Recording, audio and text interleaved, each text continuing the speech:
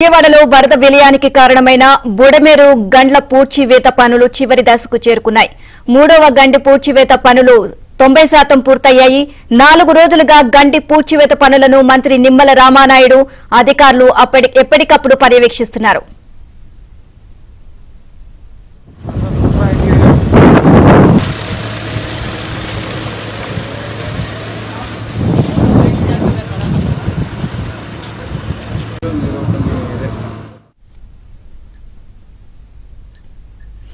బుడమేరు గండ్ల పూడ్చివేతకు సంబంధించి మరిన్ని అప్డేట్స్ మా కరెస్పాండెంట్ పూర్ణాని అడిగి తెలుసుకుందాం. పూర్ణ, మరికొద్ది సేపట్లో మొత్తం బుడమేరు గండ్ల పూడ్చివేత పూర్తి కాబోతోంది అని చెప్పి తెలుస్తుంది. ఓవరాల్ గా అప్డేట్స్ ఏంటి? నీలిమా, ఏదైతే బుడమేరుకు సంబంధించిన మూడో గండి కూడా పనులు చాలా వేగవంతంగా జరుగుతున్నాయని చెప్పుకోవచ్చు. మొత్తం కూడా మూడో గండి పనులు ఒక 2-3 గంటల్లో మొత్తం కూడా పూర్తయ్యే అవకాశం కూడా కనపడుతుంది. అయితే ఇక్కడ మనం చూడాల్సిన విషయం ఏంటంటే, అసలు బుడమేరుకు సంబంధించి ఏదైతే హెడ్ రెగ్యులేటర్కి సంబంధించిన గేట్లు వసంత కృష్ణప్రసాద్ ఆయన అనుచరులు కూడా వాటిని లిఫ్ట్ చేశారు. దానివల్లే ఈ ముంపు మొత్తం కూడా కారణమైందని చెప్పి కూడా మొత్తం కూడా అటు సోషల్ మీడియాలో ట్రోల్ అవుతున్న పరిస్థితి నెలకొంది. ఇదే అంశానికి సంబంధించి మనతో మాట్లాడటానికి ఎమ్మెల్యే వసంత కృష్ణప్రసాద్ గారు ఉన్నారు. ఆయన అడిగి తెలుస్తుంది. సార్, ఏదైతే ప్రధానంగా చూస్తే కనుక వెలగలేరు హెడ్ రెగ్యులేటర్ గేట్స్ మీరు మీ అనుచరులు ఎత్తివేశారు అని చెప్తున్నారు. దానికి ఏంటి అసలు ఏంటి కారణం, ఎందుకు వస్తుంది ఈ ఆరోపణలు? అసలు ఆరోపణలు లేదండి. ఆ ఉగ్ర ఛానల్, ఉగ్ర పత్రిక, వాళ్ళ ఉగ్ర నాయకుడు అంతే తప్పించి ఇక్కడ వాస్తవం ఏంటంటే, నేను ఇక్కడ 2019 నుంచి శాసనసభ్యుడిగా పనిచేస్తున్నాను. 2019లో కూడా ఒకసారి 10 సెంటీమీటర్ల వర్షం పడితే నేను వెలగలేరు హెడ్ రెగ్యులేటర్ దగ్గరికి వెళ్ళాను. ఆ రోజు 11 అడుగులు గేట్ టాప్కి నీళ్లు వచ్చినాయి. ఇక గేట్లు ఎత్తాలి అనే స్థితిలో పైనంతా వర్షం ఆగిపోయింది. తర్వాత కూడా ఇక వర్షం పడలేదు. నీరు సాఫీగా బీడీసీ నుంచి పంపించాం.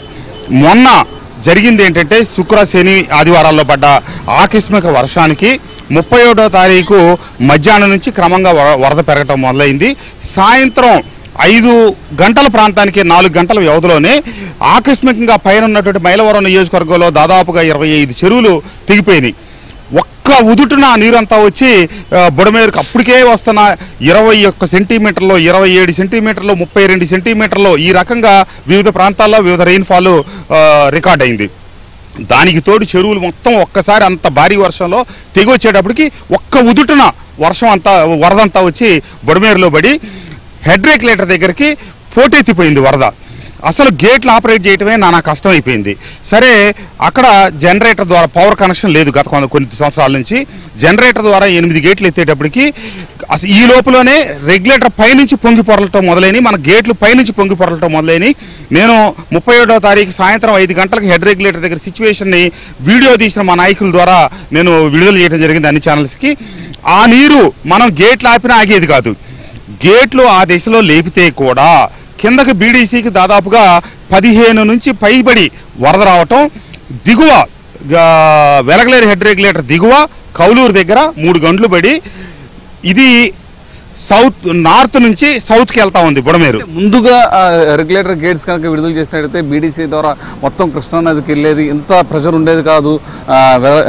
అక్కడ హెడ్ అంటున్నారు. తప్పండి. ఆ రోజు ఉదయం పొద్దున 6 గంటలకే నేను అక్కడ ఇబ్రహీంపట్నం దగ్గర యాక్టివ్ పవర్ దగ్గర గేట్లు మా ఇక్కడ ఉన్నటువంటి తెలుగుదేశం పార్టీ నాయకులు చనిపోయిన చిట్టుబాబు గారికి ఫోన్ చేయించి ఉదయం 6 గంటలకు నేను గేట్లు లేపించేసా. యాక్టివ్ పవర్ గేట్లు మొత్తం టోటల్గా పైకి ఓపెన్ అయిపోయి ఉన్నాయి. ఈ బీడీసీలో చుక్క నీరు లేదు, వచ్చినట్టు కిందకి వెళ్ళిపోతా ఉంది. ఎక్కడ అది ఆ ప్రాబ్లం లేదు.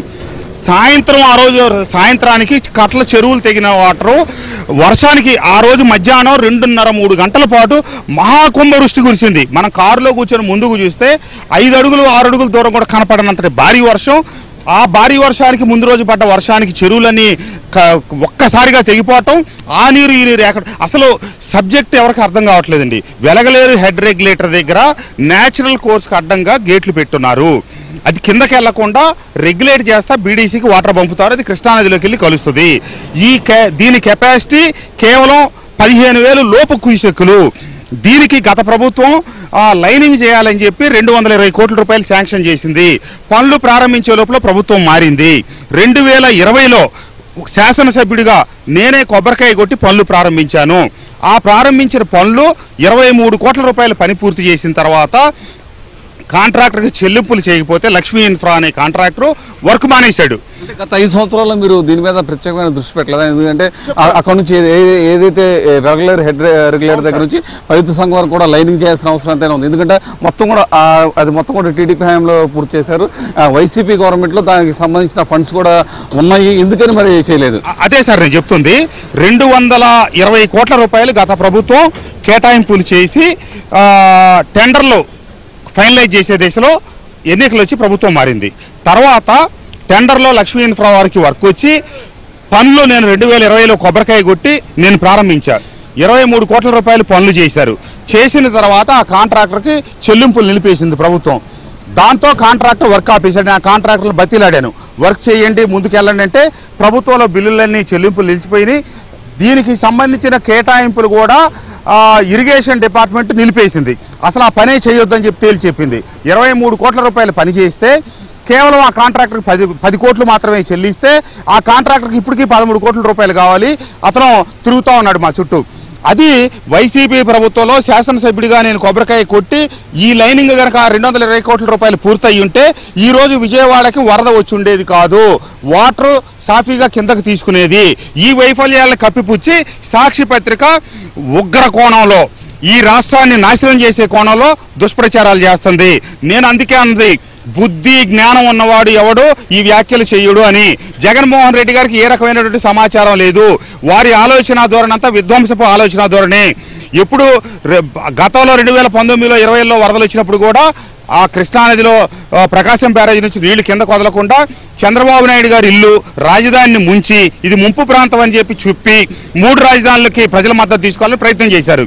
కానీ 11,50,000 క్యూసెక్కులు వచ్చినా అమరావతిలోకి వెళ్ళా, చంద్రబాబు నాయుడు గారి ఇంట్లోకి వెళ్ళా, బుడమేరు 45,000 క్యూసెక్కులు వచ్చినందువల్ల దీనికి ఉన్న కెపాసిటీ 5 సంవత్సరాల కాలంలో మన నిర్వాహకం వాళ్ళు ఇచ్చిన గత ప్రభుత్వం ఇచ్చిన కేటాయింపులు మనం కొనసాగించకపోవటం, నేను శాసనసభ్యుడిగా వైఎస్ఆర్ కాంగ్రెస్ పార్టీ శాసనసభ్యుడిగా కొబ్బరికాయ కొట్టి పనులు ప్రారంభిస్తే మన గత ప్రభుత్వం మన గొప్పతనం మన నిర్వాహకం మూలంగా డబ్బులు ఇవ్వనందువల్ల కాంట్రాక్టర్ పని ఆపేశాడు.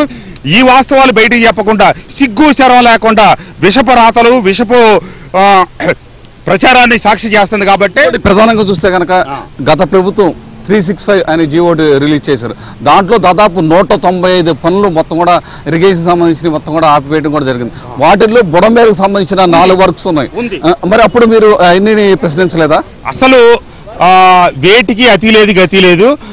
జగన్మోహన్ రెడ్డి గారు నేను మీటర్ నొక్కుతున్నాను, సంక్షేమ పథకాలు పెడతాయి, ఇక నాకు అభివృద్ధి వద్దు, లేకపోతే సాగు కాలువలు వద్దు, వరద కాలువలు వద్దు, నేను ఈ బటన్ నొక్కితే నాకు ఓట్లు పడితే చాలనే కోణమే తప్పితే దీర్ఘకాలికంగా మనం మెయింటైన్ చేసుకోవాల్సిన కాలువలు కావచ్చు, అభివృద్ధి చేసుకోవాల్సి వాటన్నిటిని విస్మరించారు.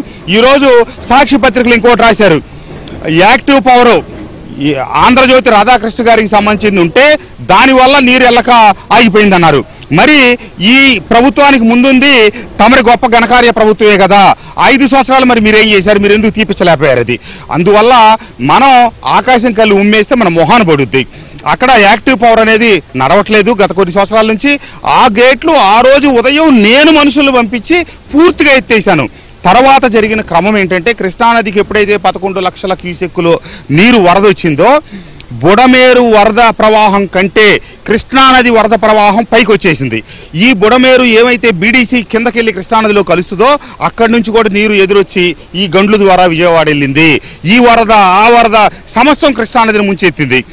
ఎప్పుడైతే ఈ లైనింగ్ పనులు మనం పూర్తి చేయలేకపోయామో మొదట కృష్ణానది పెరక ముందు 31వ తారీఖు ఏమైతే వరద ఉధృతంగా 40,000 క్యూసెక్కులు వచ్చిందో ఆ రోజు కంట్రోల్ చేయలేకపోవటం, ఆ 3 రోజులు కంట్రోల్ చేయలేకపోవటం, 3 రోజుల తర్వాత కృష్ణానది పెరగటం ఒకదానికొకటి కారణమయ్యి ప్రకృతి వైపరీత్యం వల్ల జరిగింది.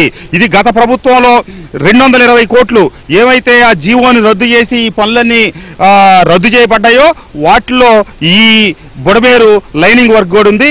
ఈ పాపం గత ప్రభుత్వం అంతే, దాంట్లో శాసనసభ్యుడిగా ఉన్న మాది పాపమే, మేమేమి చేయలేని పరిస్థితి, చెప్పిన ఆయన కదిలిన మనిషి కాదు.